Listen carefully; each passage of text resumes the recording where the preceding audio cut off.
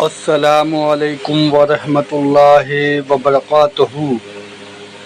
مکھی کے ایک پر میں شفا، ایک میں بیماری۔ جی یہ صحیح بخاری میں ہے، یہ میں نے حدیث بھی بیان کی ہے۔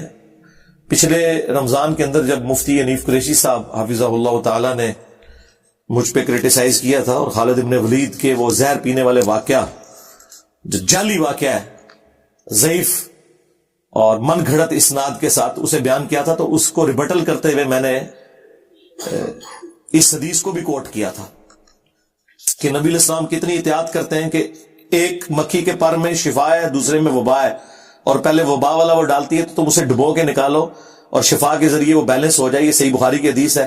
وہ نبی آپ کو یہ اجازت دیں گے کہ بسم اللہ پڑھ کے زہر والا آپ پیالہ پی لو؟ سب فراڈ ہے۔ تو میں نے اس میں بھی حدیث بیان کی ہوئی ہے، وہ آپ دیکھ لیں، صحیح بخاری میں۔